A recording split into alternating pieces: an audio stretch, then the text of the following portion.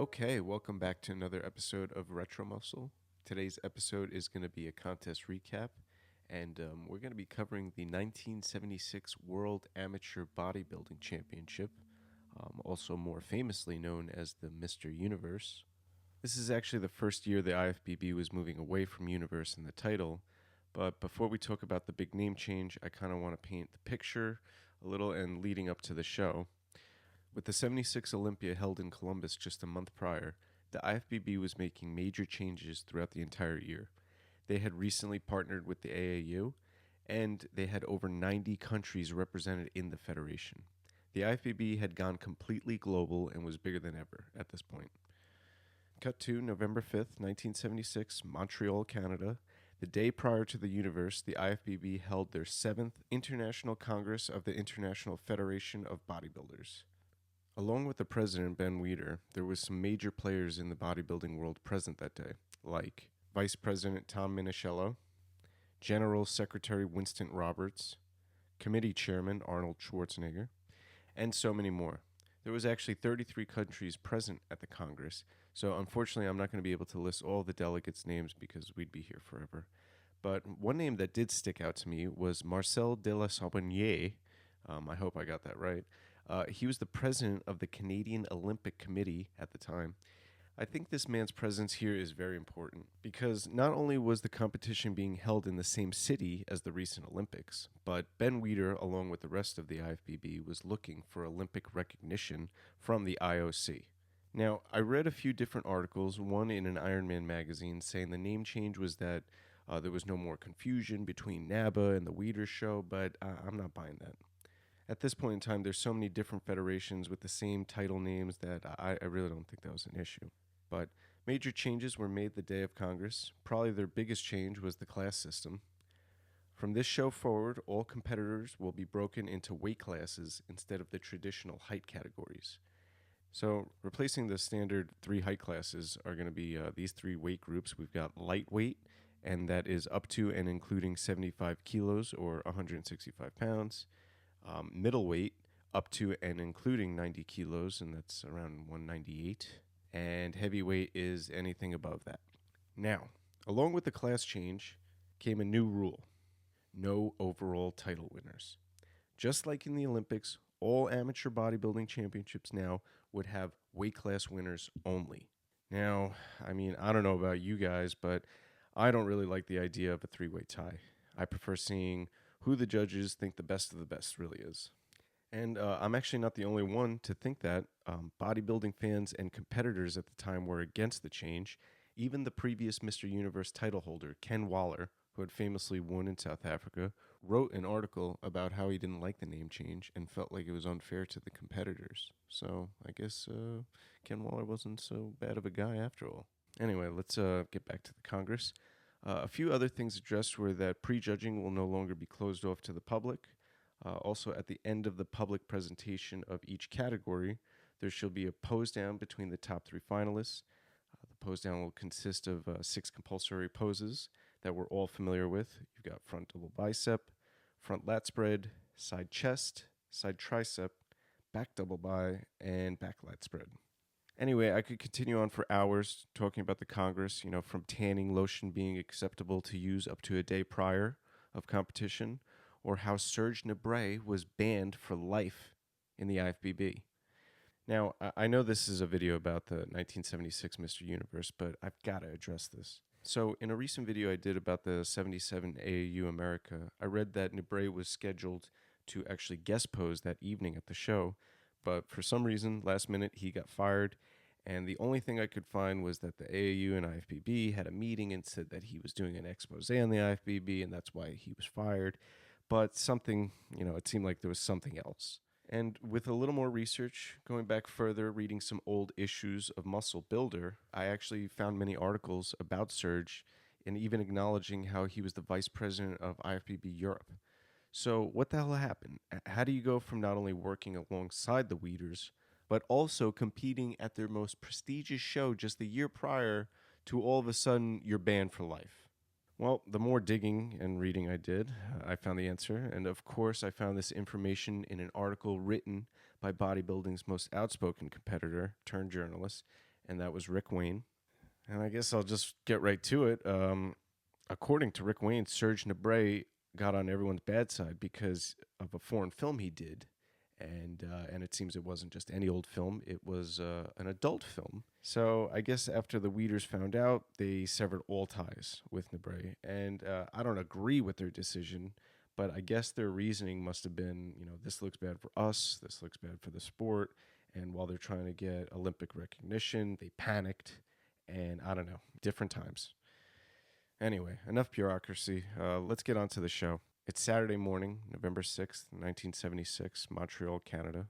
Several buses carrying 50 of the world's top bodybuilders pull up to the Claude Robillard Center. I thought it was actually very interesting that Winston Roberts picked this location for the competition as opposed to the traditional theater setting.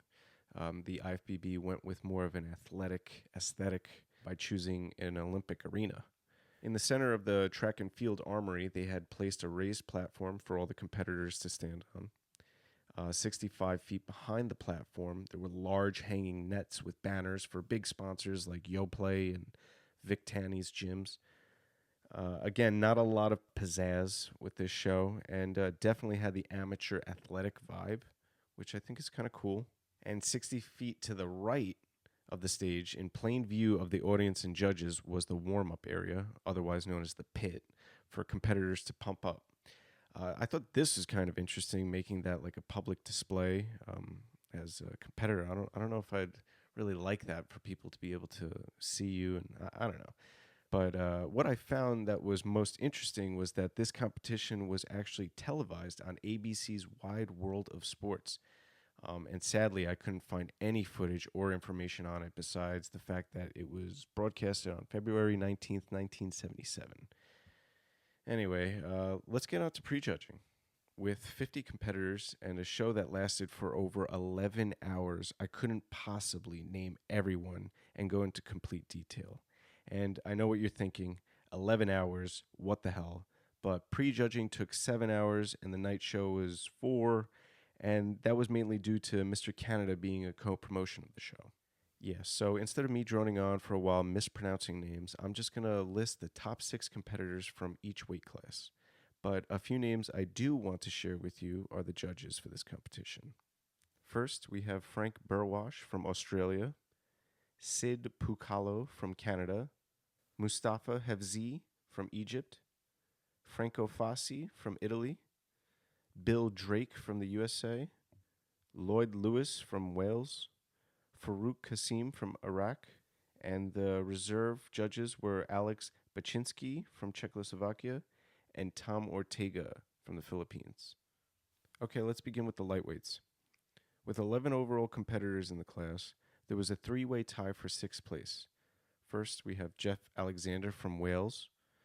Also coming in 6th was Nicholas Kemp of Belgium, who is actually over 40 years old here.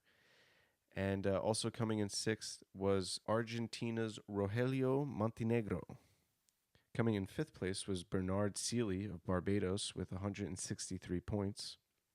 In 4th was Renato Bertagna of Italy with 166 points. Okay, down to the top 3. Coming in 3rd with 173 points was Austria's Adolf Zinger. And just from pictures alone, this 38-year-old house painter looks like he should have been in a heavier weight category. The illusion that his upper body is casting is pretty interesting, but his legs were definitely his weakest point. And actually, in one of the articles I read, it stated that he possibly could have placed higher if he wasn't seen by the crowd and judges swigging a 26-ounce bottle of scotch in plain sight. Anyway, coming in 2nd place was Danny Padilla from the U.S., and it's pretty clear from all the photos here that Danny is carrying much more muscle than the year prior, but sacrificed his cuts for the mass. I had read in an article that Padilla himself wasn't taking his diet too serious up until at least 4 weeks out. Another thing I had read was that Padilla was pretty pissed off with Dennis Stallard, and Stallard was a disciplinarian that was coordinating the judges and directing the bodybuilders, from the side to the platform. And actually, Stallard is the chairman of the judging committee, so he's not just some Joe Blow up there. He's actually somebody deeply entrenched in the IFBB.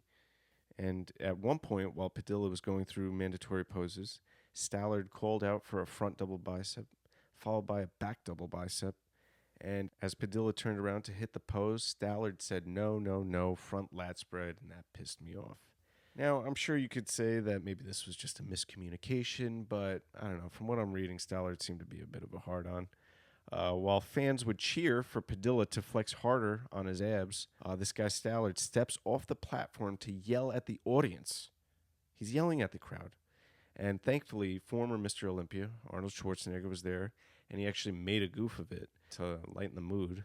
But anyway, let's go on to the lightweight champion. Coming in first place was the 23-year-old phenom out of Cairo, Egypt, and that was none other than Muhammad Makawe. With 192 points, Makawe was the clear winner. Incredible definition and excellent posing, Makawe swept the entire class. The only negative thing I had read was that he had small traps and small calves, but obviously they weren't a factor here. Another thing I had read was Makawe's relaxed poses were far from that. Actually, in between each pose, Makawe was so tensely flexing that his body was visibly shaking. And actually, our friend Dennis Stallard even addressed it during the show. And let's be honest, nobody's really standing relaxed. There's always a little bit of tension going on. You're flexing just a little bit. But regardless, Makawe's condition was spot on, and his posing was described as flawless. He later on explained that before the competition, he stayed in his hotel room to practice posing. He would actually make small drawings of different poses to pick from as preparation. Okay, on to the middleweight class.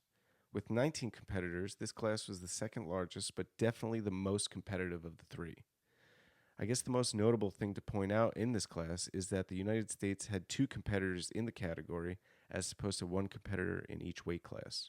And these 2 competitors had rumors circling around that they were the contenders for the title, and they were none other than Robbie Robinson and Mike Metzer. Now, from the looks of it, either one of these guys could have passed for a heavyweight.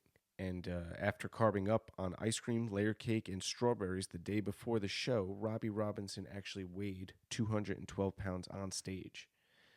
Anyway, I just wanted to point that out before we go on. So coming in 6th place for the middleweight class, we have Loftus Roach of Barbados with 168 points. Coming in 5th place and earning the Most Improved Bodybuilder of the Year award was Walter Bubenkek with 172 points. He was from Austria. Coming in 4th place was the 1975 Mr. Europe, and that was Peter Stack from Czechoslovakia. With 173 points, Stack walked away with not only 4th place, but Best Poser as well. Coming in 3rd place with 183 points from Turkey was Ahmet İnanlı. Ahmet was definitely the most conditioned competitor in the class.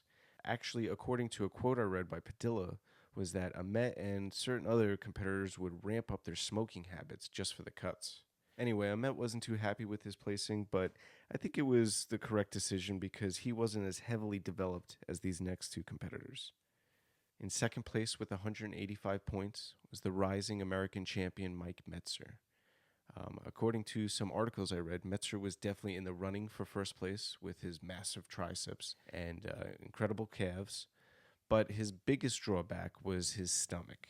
Even here, in 1976, people were acknowledging that Metzer sometimes had a gut when he hit certain poses. But anyway, on to first place. With 188 points, Robbie Robinson from the United States took first in the middleweights. Heading into the competition, Robinson was the clear favorite. He even had said to himself that he knew he was going to win because the year prior in South Africa, he had actually lost to Ken Waller. So many people had thought he was kind of, next in line. Not to mention he had recently, just a month earlier at the Mr. International title in Columbus, won it. But politics and titles besides, Robinson deservedly took first place in this category.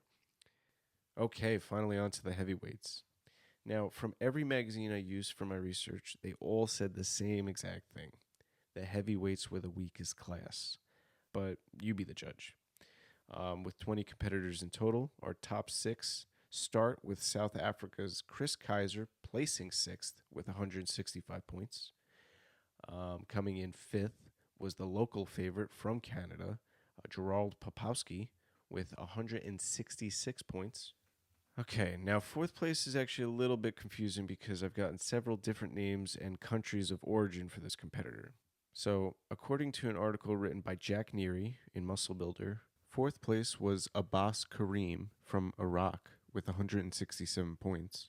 But in Robert Schwab's article featured in Ironman magazine, his name is only listed as Karan from Iran. I kind of hit a dead end until I found this magazine that was actually covering the 77 Amateur Asian Bodybuilding Championship, where this same competitor won his weight class. But again, we have another name listed as Aziz Madloum. Very confusing. I'm not sure if things got lost in translation, but anyway. Third went to the show's tallest competitor, Karl Kainrath of Austria, with 175 points. He definitely looked good, but he did not carry the same amount of mass as our next two competitors. Second place went to the recent Mr. Western Hemisphere, and that was Darcy Beckles of Barbados. Now, I don't know, but according to some things I read, people disagreed with him finishing in second, and I have to agree myself. I think out of the entire class, Beckles was the most symmetrical competitor with size to back it up. But it wasn't enough according to the judges. He ended up scoring only 177 points. Now, finally, coming in first place with 188 points was Roger Walker of Australia. The 27-year-old Air Force vet put on a significant amount of size from his previous showing at the Universe. But with that size, he sacrificed his lines and especially in his legs, as you can see. And now here are the overall team scores. The United States came in first place with 17 points. Second went to Austria with 10 points. Barbados in third with 8 points. Fourth was a tie between Egypt and Australia with 7. And Turkey finished in fifth with 4 points. Well, that about wraps it up for the World Amateur Bodybuilding Championship. But before we go, I'd like to address these two things. Like I had said earlier, the 1976 Mr. Canada was also taking place during this 11-hour extravaganza. And now, as always with a good bodybuilding show, this one was no different when it came to guest posing. And that evening, Boerko, Lou Ferrigno, and the 1976 Mr. Olympia, Franco Colombo, all guest posed. Anyway, after the show concluded, all the winners felt the same in not feeling satisfied with an overall winner. But I'd like to hear from you guys what you think. If you had to pick an overall winner for this show, who would it be? Anyway, if you'd like more information about this competition or just classic bodybuilding content in general, check out my Instagram page, and that's at Retro Muscle Mags. See you guys next week.